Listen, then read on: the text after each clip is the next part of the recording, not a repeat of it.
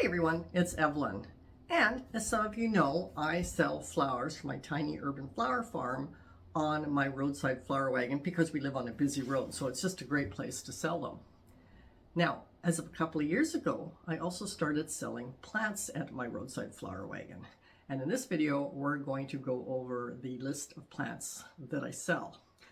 The very first one that I started selling, which was in 2021, year after COVID, I decided that I wanted to extend my season, and I extended my season from dahlias, which start at that time in July. Now I've been able to get some starting in June, but I jumped right up to the beginning for daffodils and tulips. But I didn't want to do them as cut flowers because I do not think they're profitable as a cut flower unless you're very large, which on my tiny, I don't even know if it's a 1/8 acre city lot, which includes our house, is certainly not large.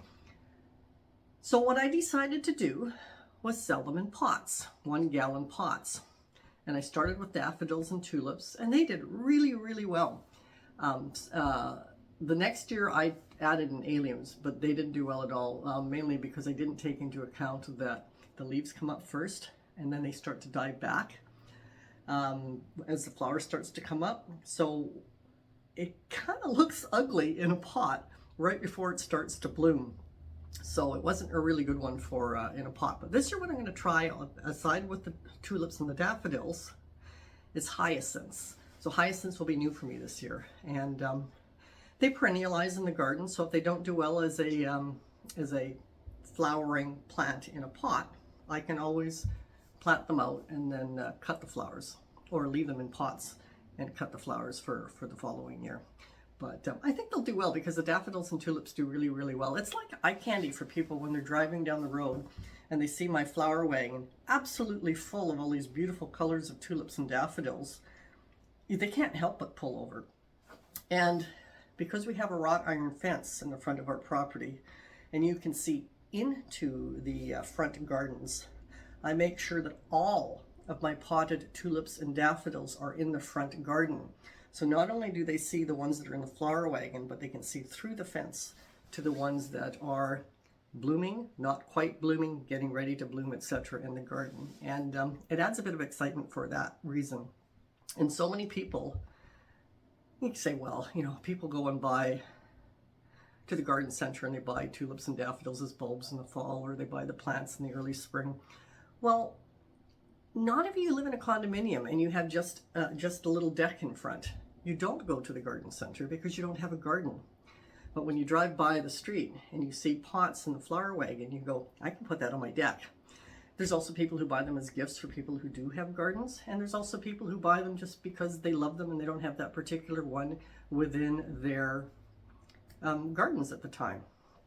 So next up on my list is dahlias. So in the beginning I didn't sell dahlias as started plants because I didn't have enough dahlias. I was still increasing my stock, but I hit a point where I've only got so much space in my front garden for dahlias. I'm not putting them in my back garden because that's for other cut flowers. So I have extra tubers now. I have quite a few extra tubers now because each plant produces multiple tubers.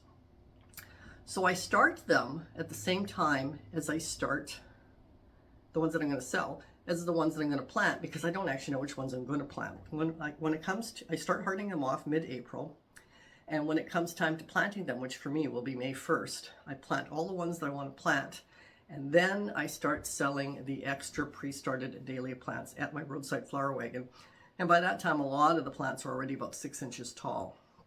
Now that's really good timing because the tulips are still blooming at that time. And as they finish, the dahlias are already up there and they continue on with their sales.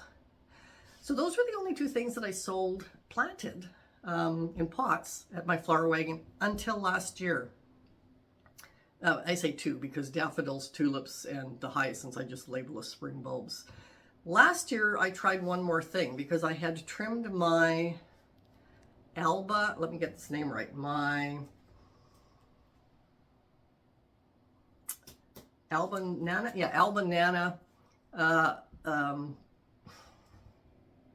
lavender plants, thank you, in the garden, and I put them in the ground to see if they would root, and they did. They rooted really, really well.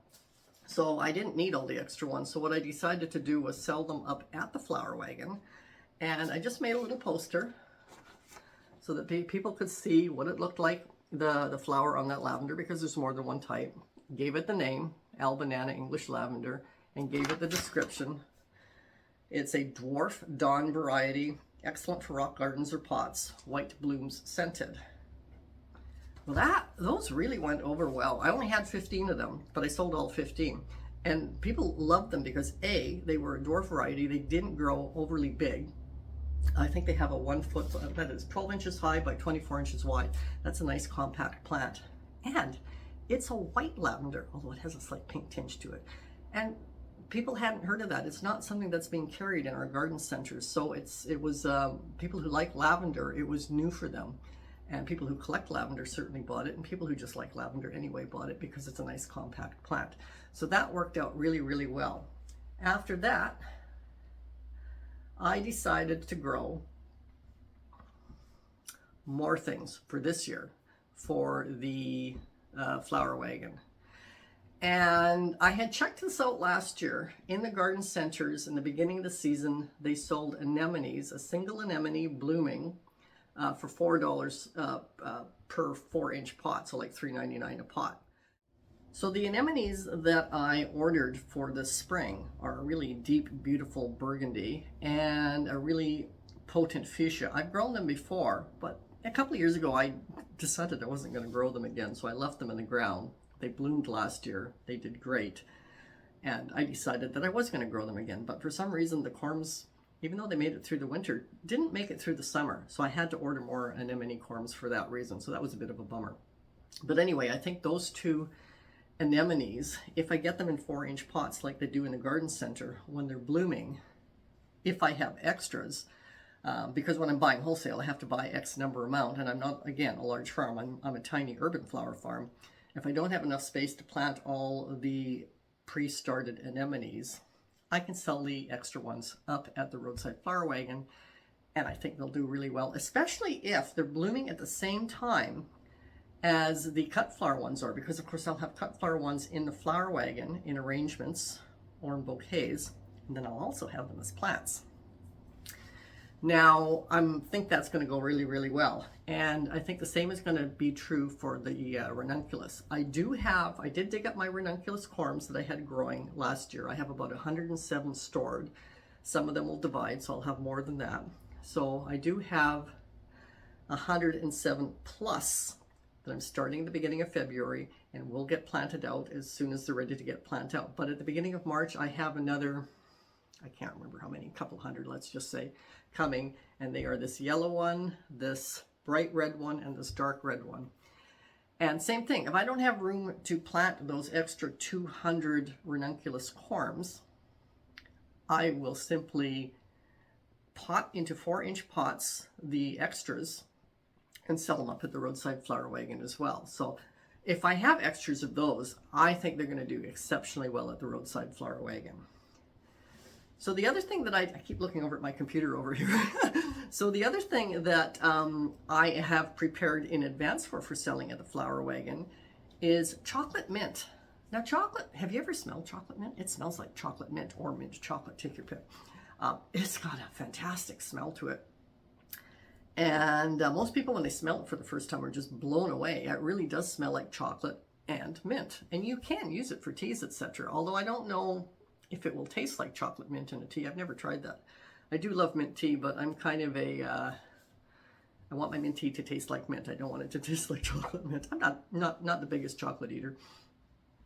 Anyway, so in the fall, I cut back my chocolate mint plant and I put the cuttings in a jar of water to root, and all the ones that rooted, I have since in the fall planted in the garden so that they can establish themselves and grow some more roots, just like with the lavender.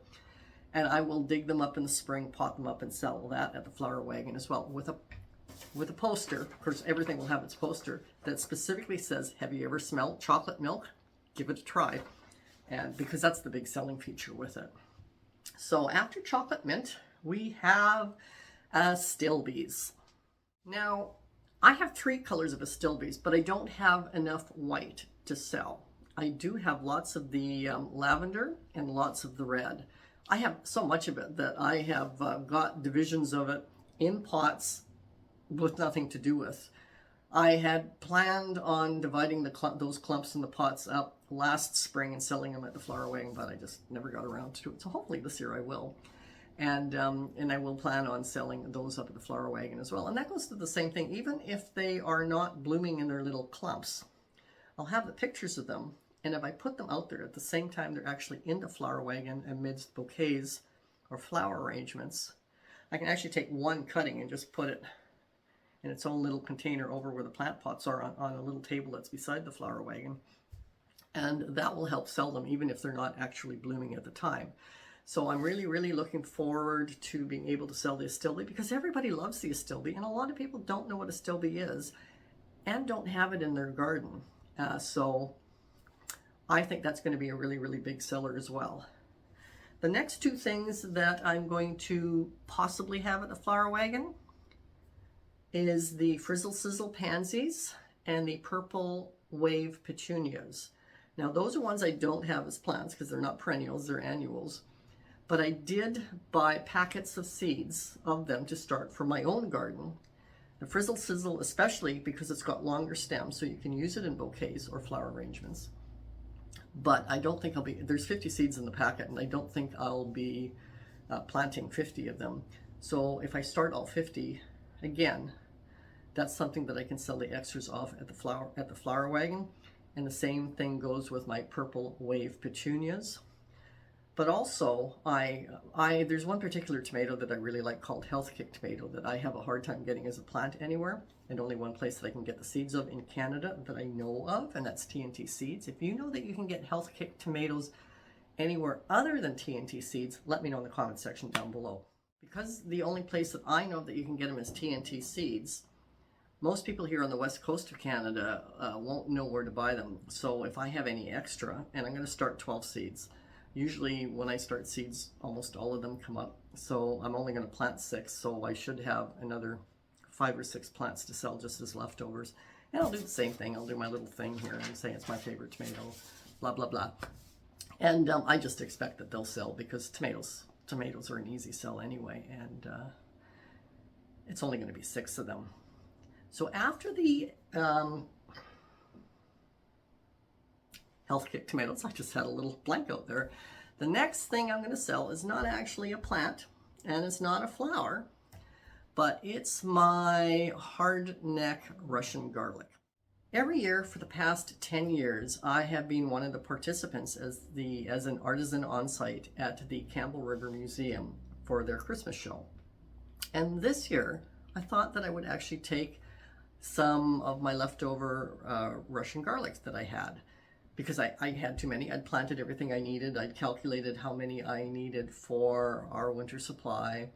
I calculated how many I needed as gifts for other people, and the leftovers I took to the museum. Well, they sold really, really well. I was quite amazed how well they sold. Now, I didn't sell them as food because I don't know if there's any food protocols that I have to go through for that. And what I did was I sold them as seed garlic. And the only difference is seed garlic means that it is meant for planting. Well, it is meant for planting, but you can eat it too. It's the same. It's exactly the same thing, except it hasn't gone through any food safe protocols. If there are any, I don't know. I never checked into it. But because they sold really, really well, when I dig up my garlic, usually around the 3rd week of August, I will do the same calculations about how many I need to keep, how many for planting and for storing over the winter and potentially for gifts, etc. And the rest I can start selling up at my Roadside Flower Wagon as well. And because I know I'm going to do that, I actually planted twice as much as I normally do so that I'll have plenty to sell. So that's my list of plants, and one thing that isn't actually a plant, that I'm going to sell at my Roadside Flower Wagon.